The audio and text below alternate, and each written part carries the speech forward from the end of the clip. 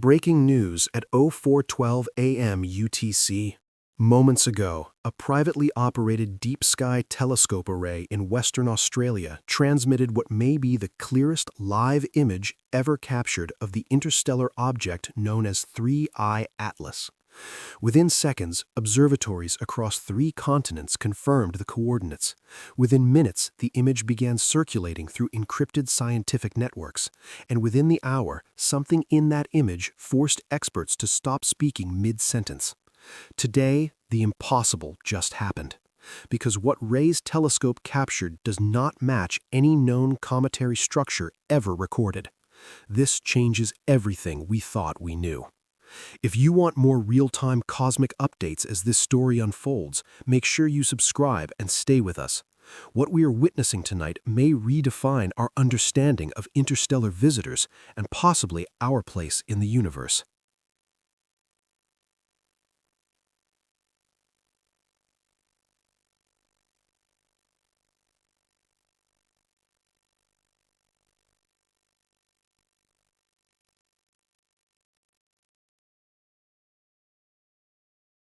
At 04:12 a.m. UTC, Ray Caldwell, an independent astronomer collaborating with global survey networks, was tracking 3I Atlas using a modified 0.8-meter reflector telescope equipped with a high-sensitivity CMOS array. The object was approximately 2.7 astronomical units from Earth, moving at 64 kilometers per second relative to the Sun, well within predicted parameters. But its shape was not. Within 11 minutes of Ray's upload, confirmation requests were sent to NASA's Jet Propulsion Laboratory in California, to the European Space Agency Operations Center in Darmstadt, and to radio astronomers monitoring from the Atacama Desert in Chile. By 04:29 a.m. UTC, infrared cross-checks were initiated using archived data from the James Webb Space Telescope and comparative optical references from the Hubble Space Telescope. Harvard astrophysicists and computational analysts at Caltech began running structural simulations within the hour. 3 continents, 7 major institutions, 1 image, and none of them were prepared for what they saw. 48 hours before the image was captured, 3I Atlas appeared stable. Spectral analysis showed expected outgassing patterns, water vapor, traces of carbon monoxide, and faint cyanogen emission typical of cometary activity. Its coma diameter measured approximately 42,000 kilometers. Surface temperature averaged 178 Kelvin, nothing unusual. Then, 36 hours before the image, the Atacama Large Millimeter Array detected a brief localized thermal spike on one hemisphere of the object. Temperature readings rose by 23 Kelvin over a span of 9 minutes. No solar flare activity had been recorded, no micrometeorite impacts were observed. 11 hours later, Ray noticed a subtle asymmetry in brightness along the object's longitudinal axis.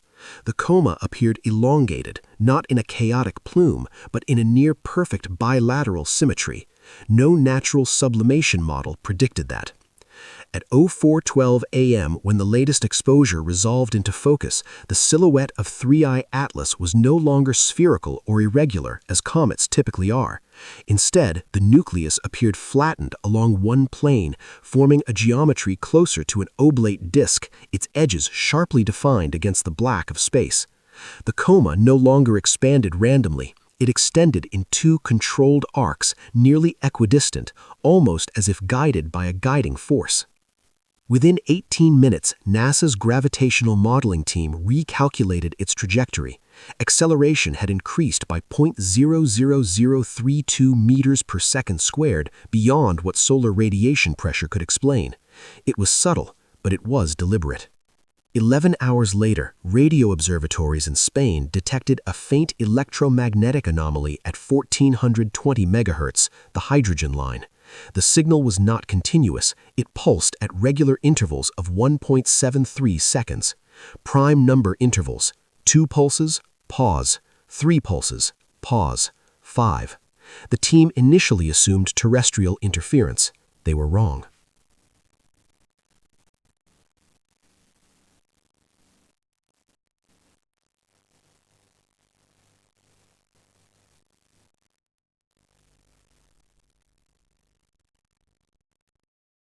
By 9:00 UTC, data from South Africa's Meerkat array confirmed the same pulse sequence originating within a narrow beam width aligned precisely with 3I Atlas. No known comet emits structured radio frequency bursts. Dr. Elena Markovich, a theoretical physicist consulting with Harvard's Astrophysics department, initiated a Monte Carlo simulation to test whether internal ice fractures could generate symmetrical gas jets and coincidental radio emissions. The probability was less than 0.0001%. Meanwhile, Dr. Aaron Patel at Caltech ran spectroscopic decomposition on Ray's image. The reflected light spectrum showed unusual suppression in the 620 to 750 nanometer range, suggesting surface material with metallic reflectivity far exceeding carbonaceous chondrites. The object's albedo had increased by 17% in under 24 hours. That does not happen naturally. 24 hours after the initial thermal spike, a second anomaly emerged. The object's rotational period shifted from 7.9 hours to 6.4 hours. No tidal interaction was present, no collision detected. It was as if internal mass redistribution had occurred.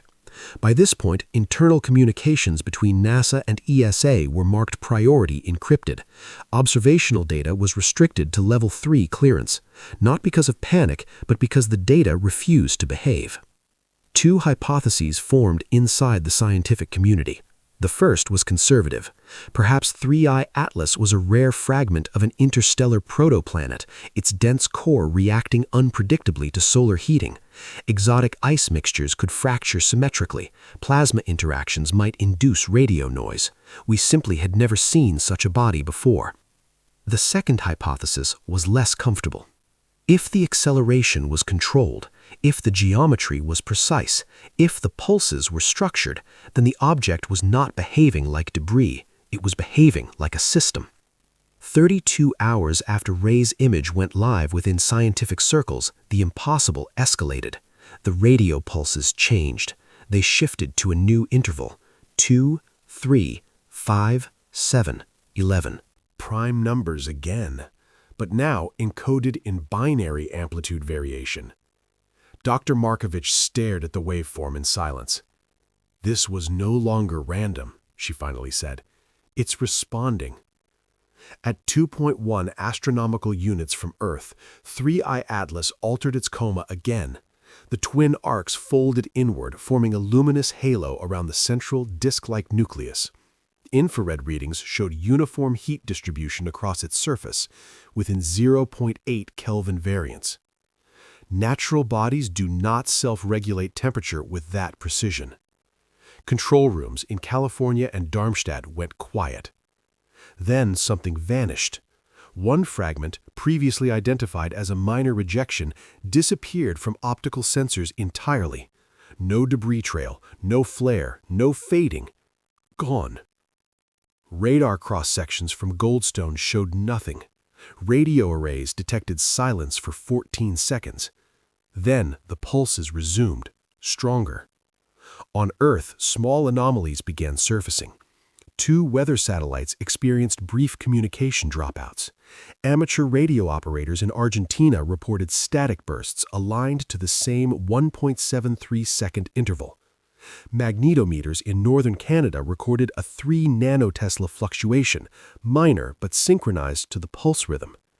Coincidence? Perhaps, but the pattern was tightening. Inside secure briefings, government representatives were shown Ray's image for the first time.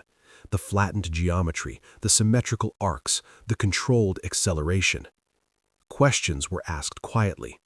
If it can alter trajectory, can it aim? If it can transmit, can it receive? 48 hours after the first pulse, 3I Atlas rotated again. This time, one face aligned directly toward Earth for 17 continuous minutes. During that window, pulse amplitude doubled, then ceased. Silence. Absolute silence. The coma dimmed, the disk shape softened. For 6 hours, the object appeared inert, like an ordinary interstellar traveler once more. Some scientists breathed easier, but the data remained. acceleration beyond solar influence, structured radio pulses, thermal precision, disappearing fragments. In the calm that followed, I found myself staring at Ray's original frame. It was not blurry, not artifact, not illusion. It was real, a real image of something we do not yet understand. Perhaps this is a rare natural anomaly, a configuration of physics we simply haven't encountered before. The universe is vast, after all. Our sample size is small. Or perhaps, just perhaps, 3I Atlas represents a threshold. Not invasion, not catastrophe, but contact of a different kind. Maybe we are not witnessing the end of certainty, but the beginning of participation. For centuries, we have scanned the skies, asking if we are alone. Tonight, something may have answered, not with words, but with mathematics. And mathematics is a universal language. As of this broadcast, 3I Atlas continues along a slightly altered trajectory. It will reach perihelion in 19 days. Observatories worldwide are preparing for intensified monitoring. New arrays are calibrating. Simulations are running without pause. Ray's telescope remains locked onto the object, waiting. Because if the pulses return, if the geometry sharpens again, if another fragment disappears, we will be watching, and we will record it. The universe rarely whispers, but when it does, it speaks in patterns. The question is not whether we can hear it. The question is whether we are ready to understand it. What happens when it turns back toward us again? Stay with us. Subscribe for the next live update. This story is not over.